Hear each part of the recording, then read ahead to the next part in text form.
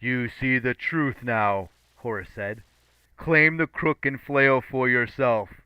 Take the throne. Together we can defeat Apophis. We can return to Brooklyn and protect your friends and your home. Home. That sounded so tempting. And our friends were in terrible danger. I'd seen firsthand what Vlad Menshikov could do. I imagined little Felix or timid Cleo trying to fight against that kind of magic. I imagined Menshikov turning our young initiates into helpless snakes. I wasn't even sure Amos could stand against him. With the weapons of Ra, I could protect Brooklyn House. Then I looked at the purple images flickering against the wall. 2 figures fighting before the fiery throne. That was our future. The key to success wasn't me or even Horus. It was Ra, the original king of Egyptian gods. Next to the fiery throne of Ra, the pharaoh's seat seemed about as important as a lazy-boy recliner. We're not enough, I told Horus. We need Ra. The god fixed me with his gold and silver eyes like I was a small bit of prey miles below him, and he was considering whether or not I was worth diving for. You do not understand the threat, he decided. Stay, Carter, and listen to your enemies plan your death. Horus disappeared. I heard footsteps in the shadows behind the throne, then familiar raspy breathing.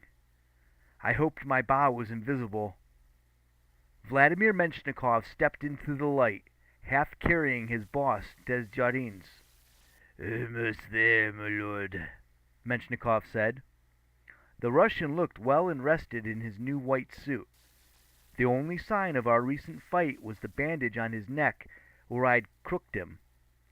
Desjardins, however, looked like he'd aged a decade in a few hours. He stumbled along, leaning on Menshikov. His face was gaunt. His hair had turned stark white, and I didn't think it was all because he had seen Bess in a Speedo.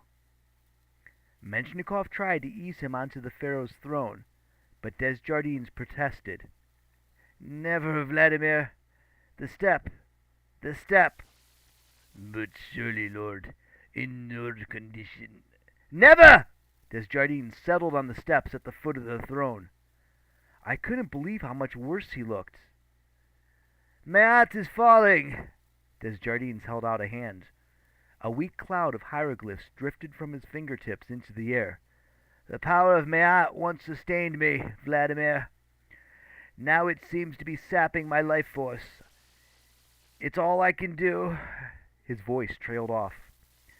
Fear not, lord, Menshikov said. Once Cains are dealt with, all will be fine. Will it? Desjardins looked up, and for a moment his eyes flared with anger like they used to. Don't you ever have doubts, Vladimir? No, my lord, said the Russian. I have given my life to fighting the gods. I will continue to do so. If I may be so bold, Chief Elector, you should not have allowed Amos Cain into your presence. His words are like poison. Desjardins caught a hieroglyph from the air and studied it as it revolved in his palm. I didn't recognize the symbol, but it reminded me of a traffic light with a stick figure guy standing next to it. Manhead, Desjardins said. That's the scribe's palette. I looked at the dimly flickering symbol, and I could see the resemblance to the writing tools in my supply bag. The rectangle was the palette, with places for black and red ink. The stick figure on the side was a writing stylus, attached with a string. Yes, my lord, Menshikov said. How interesting. It was my grandfather's favorite symbol, Desjardins mused. Jean-Francois Champollion, you know. He broke the code of hieroglyphs using the Rosetta Stone. The first man outside the House of Life to do so. Indeed, lord. I have heard story. 1,000 times, his expression seemed to say. He rose from nothing to become a great scientist, Desjardins continued, and a great magician, respected by mortals and magicians alike.